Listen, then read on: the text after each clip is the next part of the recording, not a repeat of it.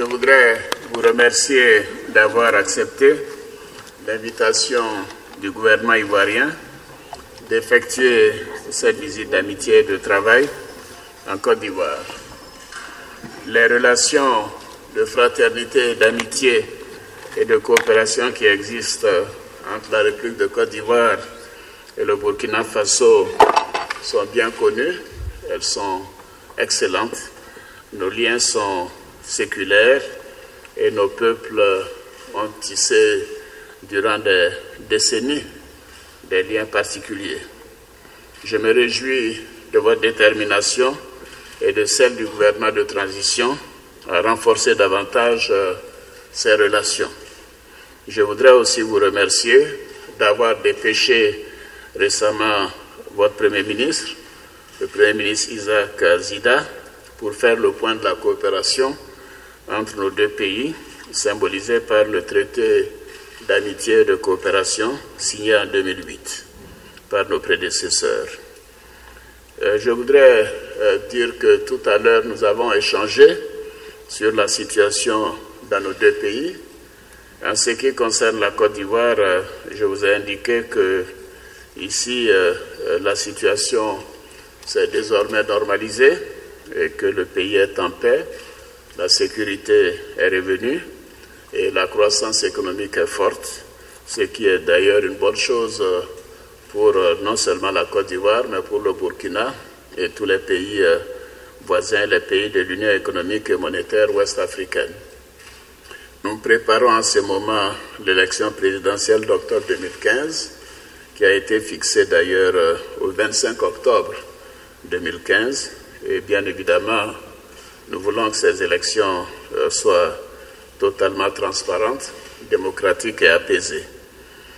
Pour nos relations bilatérales, nous avons fait le point et nous nous sommes félicités de l'excellente coopération entre nos deux pays, notamment à travers des organismes sectoriels, des organisations sous-régionales comme le Conseil de l'Entente, l'UMOA, la CEDEAO, et plusieurs instruments de coopération, quasiment 50 accords, protocoles et conventions ont été signés au fil des ans entre nos deux gouvernements.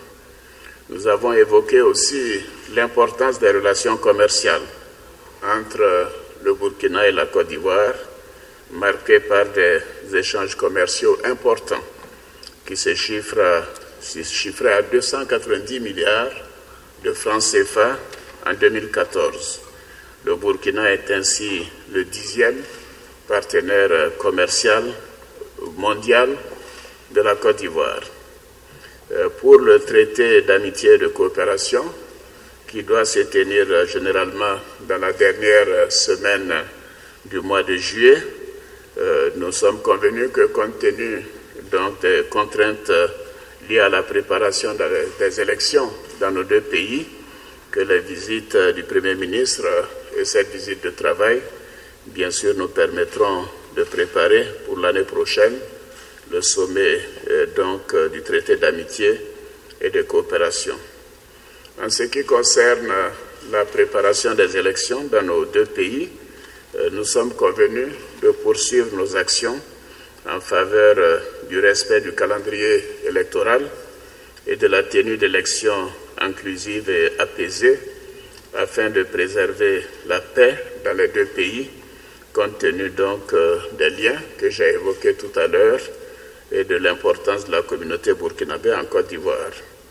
Nous avons également abordé la question du Mont Péko et là nous avons indiqué que les discussions continuent. Le statu quo, bien évidemment, crée des situations de tension que nous essayons d'apaiser au mieux. Et ce qui est important, c'est de faire en sorte que la sécurité puisse prévaloir et la violence soit évitée. Et nous sommes convenus que tout sera mis en œuvre pour que donc, le départ des volontaires vers le Burkina se fasse donc, vers la fin de l'année, une fois que nous serons mis d'accord sur les modalités qui seront donc définies par la commission conjointe mise en place à cet effet et d'ailleurs qui a eu le soutien du Haut Commissariat aux réfugiés des Nations Unies.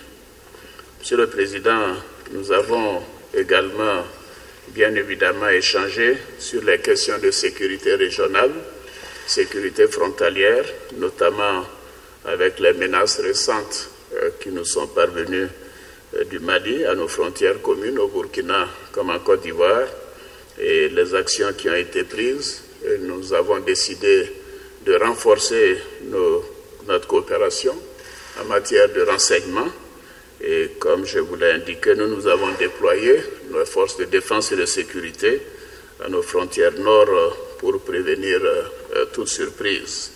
Évidemment, c'est une situation qui n'est pas seulement régionale, elle est mondiale et nous devons donc de continuer d'être très vigilants. Monsieur le Président, je voudrais pour terminer vous réitérer tous mes remerciements à vous-même ainsi qu'à la délégation qui vous accompagne et vous dire que nous sommes très heureux de cette opportunité d'échange et que ces échanges ont été fructueux, denses et que je pense que les deux pays continueront ensemble dans la paix, dans la confiance et dans la fraternité. Je vous remercie.